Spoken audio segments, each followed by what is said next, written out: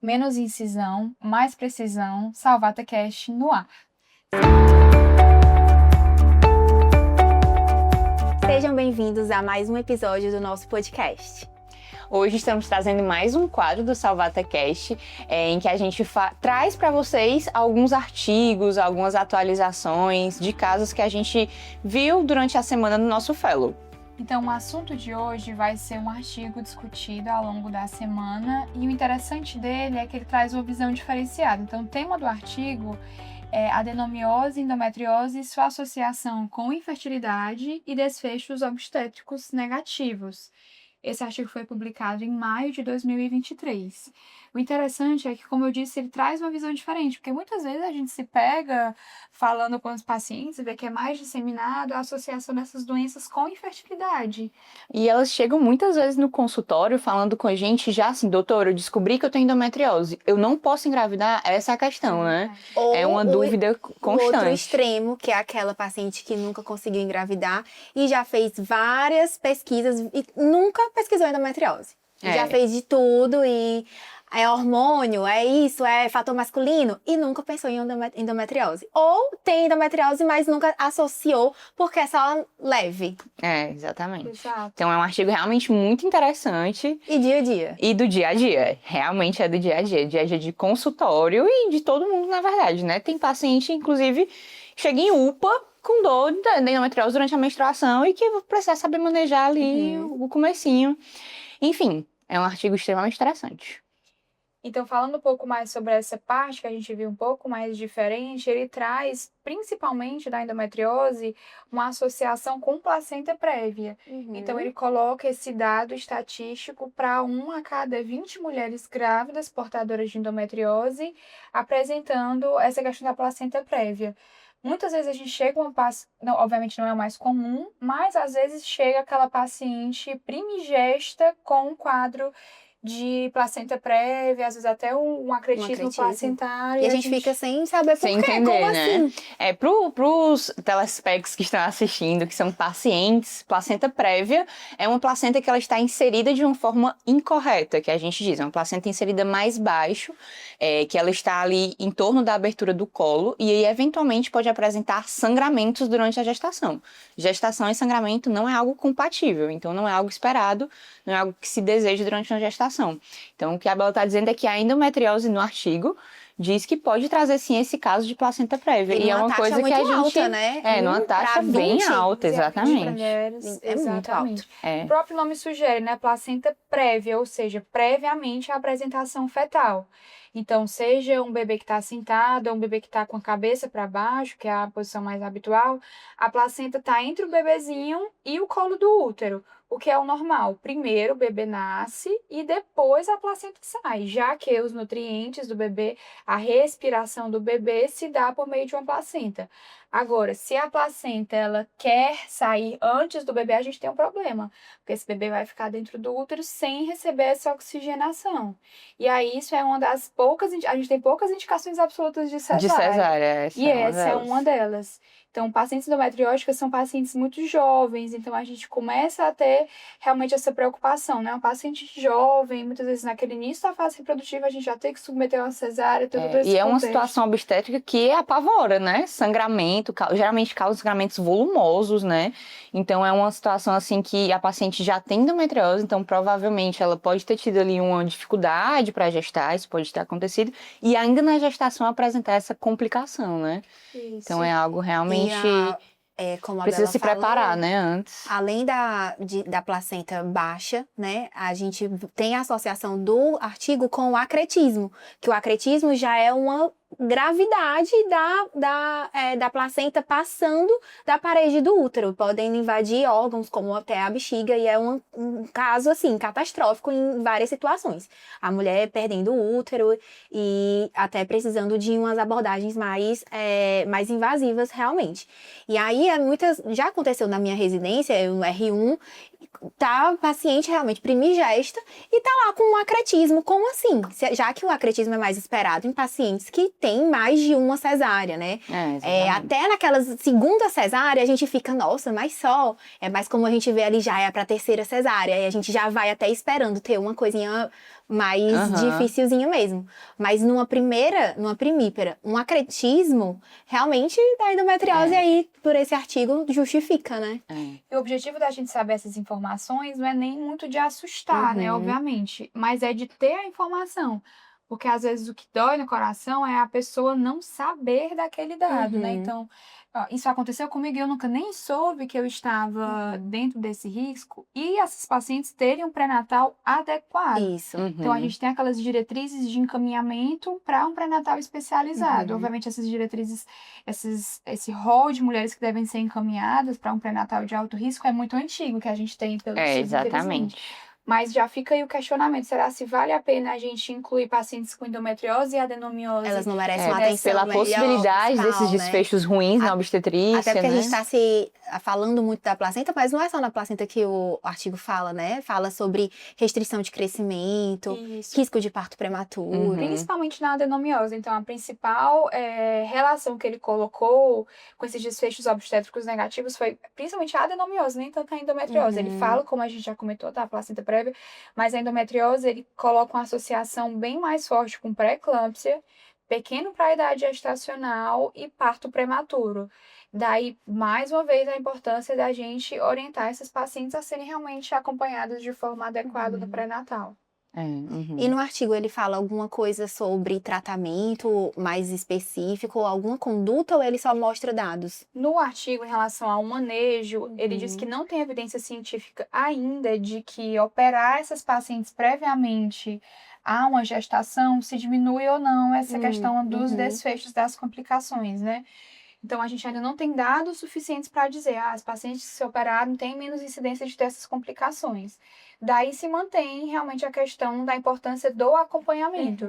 Porque caso vá ter alguma coisa, a gente tem que estar vigilante e É importante saber para estar preparado, né? Exato, porque, por exemplo, uma pré-eclâmpsia, a gente vai já desde o começo checar também os outros fatores para indicar uma... Até para fazer a profilaxia, né, também. Uma profilaxia, para ficar mais vigilante de uma curva pressórica, acompanhar essa paciente melhor, do risco de trabalho de parto prematuro, se manter vigilante para uma indicação possível de tocólise e todas as medidas associadas no trabalho de parto prematuro, né, corticoterapia, enfim.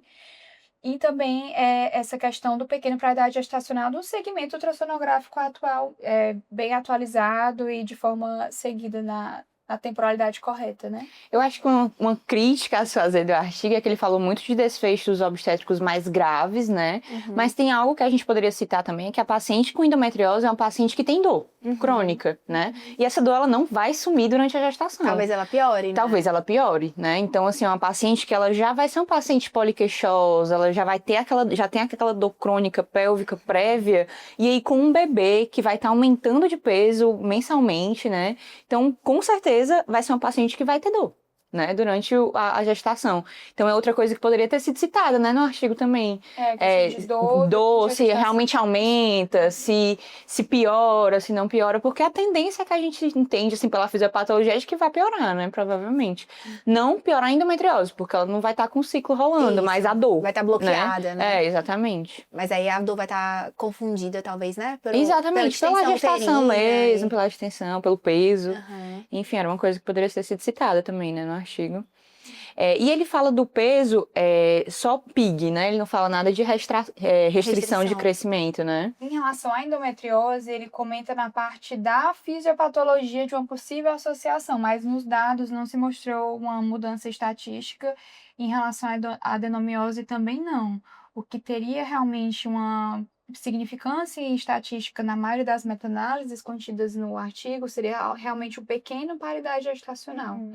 Ele fala, como eu tinha falado, desses três principais, né? Pré-eclâmpsia, pequeno para a idade gestacional e trabalho de parto prematuro. E também ele não recomenda nada de idade gestacional para resolver. Não. Esse foi mais de dados, né? É porque é algo relativamente novo, né? Que ainda está se estudando muito endometriose. Não tem diretriz, né?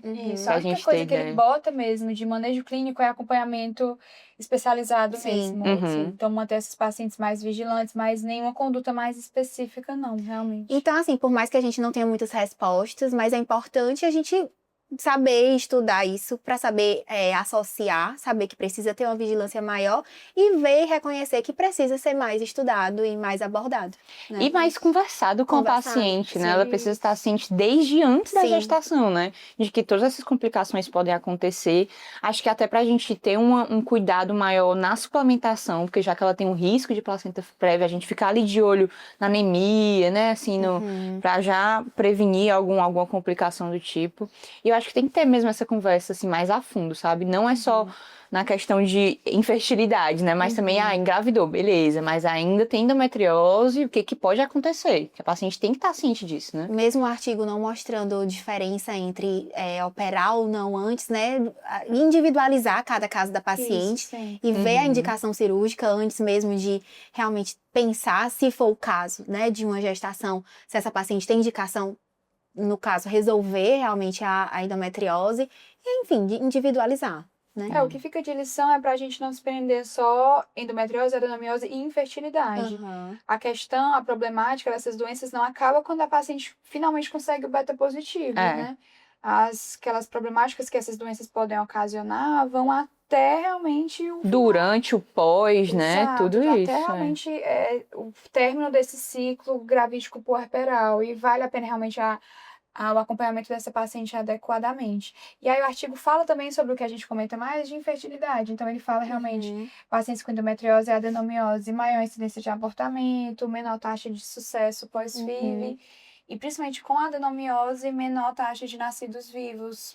O da FIV, pacientes mesmo já vieram perguntar, doutora, mas um FIV, por que a endometriose ainda vai dificultar, né? Mas a gente sabe hoje que tem muitas citocinas inflamatórias naquele endométrio, então ele fica pouco receptivo. Então, mesmo a gente fazendo fertilização in vitro, né, essa gestação iniciar não naturalmente, mesmo todo esse planejamento prévio, eu ainda posso ter um ambiente muito hostil para uma gestação devido a essa inflamação completa, assim, que a endometriose causa, né? Entendendo a endometriose como realmente uma doença sistêmica, Sistêmica, né? Exatamente. Então, ela pode, sim, trazer essa dificuldade para gestar naturalmente e para gestar com outros meios, né? Como a FIV. Isso realmente acontece. E não só interfere na questão da própria mulher, como diminui também a qualidade daquele esperma, daqueles espermatozoides que estão ali naquela batalha de encontrar o óvulo. Então, esse que eles têm que percorrer aquele ambiente inflamado todinho até conseguir chegar no óvulo. Vai diminuir a mobilidade das microfibras, né? Das microvilosidades, que vão facilitar esse processo do espermatozoide de encontrar o óvulo. A captação das fibras desse óvulo também vai ficar prejudicada e o ambiente endometrial hostil. Então, a endometriose é uma doença onde eu tenho um tecido similar ao endométrio, numa posição anômala, e o próprio endométrio que está na posição adequada também é afetado. Né? Então, além de toda essa problemática, o endométrio lá que estava na posição normal, que teoricamente não teria nada a ver. Mas está inflamado ainda também. Assim, também está sendo submetido por essa doença sistêmica. Então, realmente vale essa orientação, que a jornada não termina com o beta positivo. A gente tem que seguir esses pacientes aí realmente.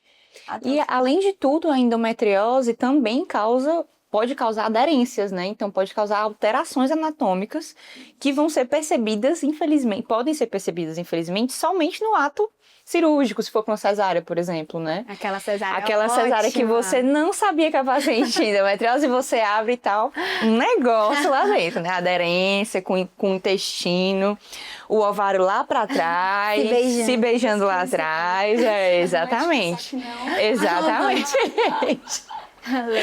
Então, assim, realmente tem essas variações também. Mas muito comum. Residência, então, cesárea de urgência, né? Uma cesáreazinha, pelo menos um microfoco ali de endometriose. Aí você fica, ai meu Deus. Você faz aqui a abertura do útero e um endozinho ali de leve. Exatamente. Alguém já pegou pelo menos uma vez um foco. Com certeza. Com certeza, exatamente. É algo muito presente. Eu, pelo menos, vi bastante. E subdiagnosticado. A gente vê o foco. Você sabia que tinha endometriose? Não sabia, doutora. E aí a gente deixa ainda tem o fato de que as pacientes podem não sentir nada. Porque não tem associação. Exatamente. Né? Pode ser um mini foco e a paciente ter um super sintoma e a paciente ter uma super endometriose e E não se queixar de sentir- tudo isso. Exatamente. Essa discrepância entre a quantidade de lesões e a quantidade da sintomatologia. Às vezes é a paciente mais difícil de infertilidade, né? De investigação de fertilidade.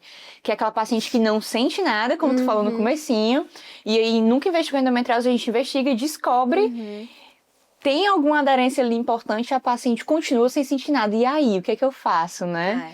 Eu preciso operar, essa paciente, eu vou operar porque ela quer engravidar, tem um risco da cirurgia, enfim. É algo que tem que ser discutido mesmo com ela. Mas realmente isso é uma coisa que a gente vê. Às vezes a paciente não sente nada, você faz um mapeamento, tem lesão e o que ela tem é infertilidade. Infertilidade do Ela casal. pesquisou por causa da infertilidade. Exato, e exatamente. muitas vezes realmente elas operam e naquele pico ali principal de taxa de sucesso de gravidez, naqueles 6 meses, elas conseguem Conseguem engravidar, né? engravidar. Então realmente a questão era a endometriose. É endometriose. Ou seja, endometriose causando uma aderência em um outro local que não seja no útero em si, né? A alteração no útero, ela ainda assim pode causar alguma inflamação geral que dificulte, né? Qualquer foco ali já produz esse processo inflamatório que aí já vai ocasionar realmente infertilidade, né? Uma possibilidade. Enfim, eu acho que endometriose é um mundo.